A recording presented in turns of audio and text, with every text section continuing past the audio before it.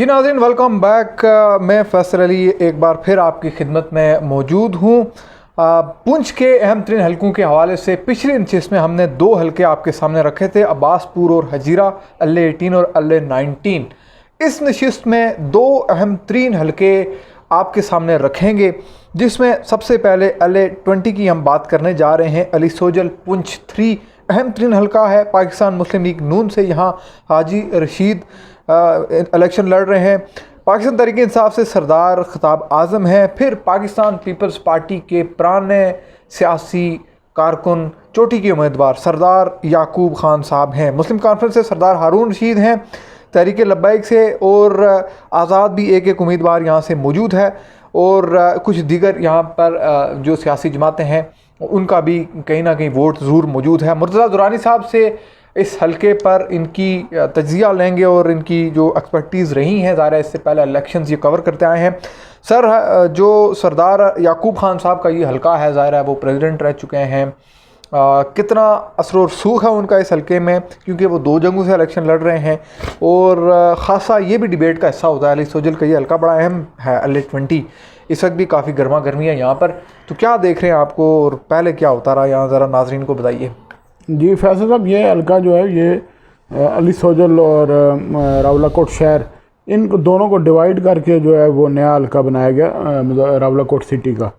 पहले जो इससे ये पहला इंतखाब है जो 2 हल्कों पर हो रहा है। इससे पहले एक ही हल्का होता था, और सरदार याकूब साहब ने पहला इंतखाब जो है 2001 में मुस्लिम कॉन्फ्रेंस के टिकट पर लड़ा था, और वो पहली बार मेंबर असम्बली बने, फिर वज़ीर सनत बने उस सरदार सिकंदर याद साहब की गवर्नमेंट में।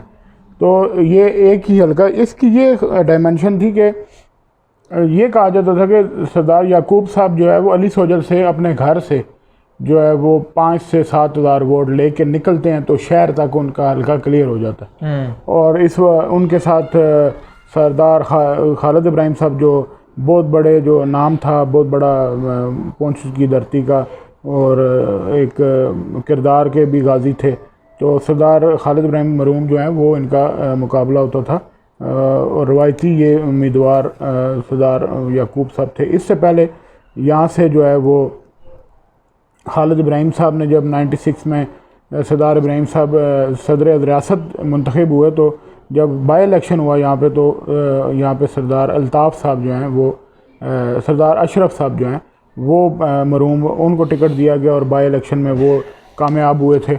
फिर इस हल्के में सरदार आबिद साहब जो थे वो भी बड़ा असर रसूख रखते थे, लेकिन अब वो शहर के उसमें चले गए।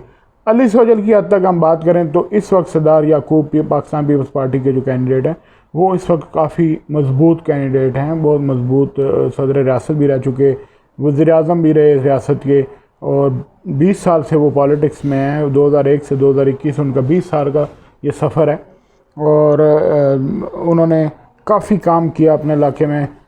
गो के उनसे लोग नाराज़ भी हैं, और पाकिस्तान तहरीक इंसाफ के साथ, क्योंकि पाकिस्तान तहरीक इंसाफ का वहाँ पे कोई नामी गिरामी कैंडिडेट नहीं है। सरदार खताब आज़म साहब को ना मैं जानता हूँ ना आप जानते हैं, इतना बड़ा नाम नहीं है, लेकिन ज़ाहिर है उन्होंने टिकट दिया।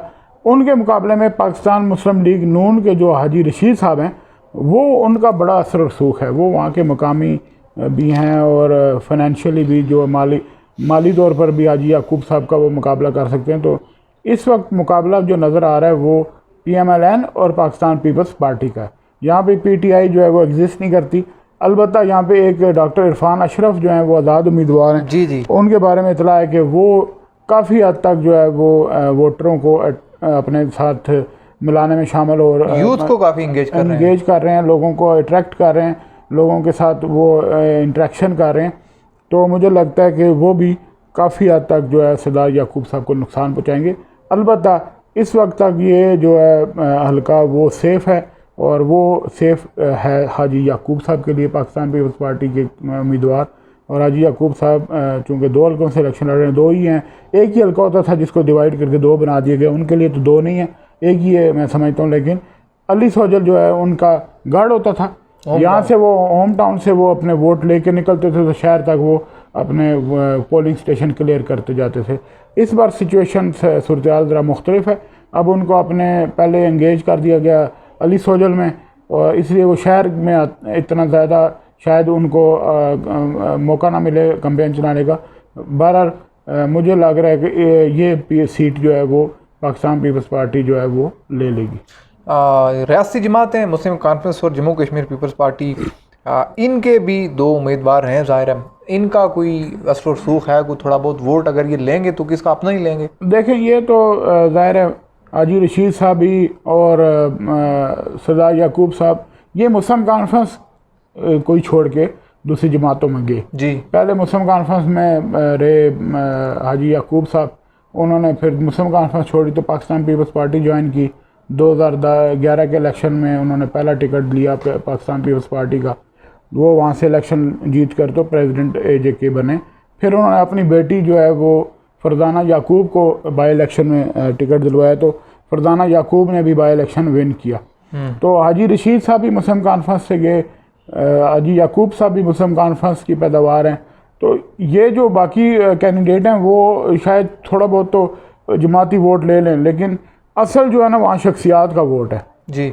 और इस वक्त जो शख्सियत है वो सरदार याकूब साहब हैं, जिन्होंने पिछले 20 साल में ये साबित किया कि पहली बार वो MLA बने तो वज़ीर बन गए, दूसरी बार MLA बने तो वज़ीर आज़म बने, तीसरी बार MLA बने तो सदर बने। ये आप देख रहे हैं कि ये उनकी ऊपर ये उनकी काबिलियत है। जी जी। उन्होंने 2011 के 10 साल के अरसे में 2001 से 2011 के दरमियान 3 स्टेप्स जो हैं वो अबूर किए। पहले वज़ीर बने, फिर वज़ीर आज़म बने और उसके बाद सदर रियासत। 3 बड़े ओहदे उन्होंने एंजॉय किए। तो इसलिए सरदार याकूब साहब को आप बिल्कुल जो है वो इसमें मार्जिन दें कि उन्होंने लोगों को इसलिए मुतासर किया कि लोग उनकी सलाहियतों से अच्छी तरह वाकिफ़ भी हैं। एक यहाँ पर और सेंटीमेंट भी पाया जा रहा है क्योंकि यहाँ पर कुछ सेपरेटिस्ट जो एक्टिविस्ट हैं वो भी काफ़ी इस वक्त अपने सियासी जमातें जो हैं उनकी कौम प्लस जमातें धड़ों की सूरत में एक्टिव हैं।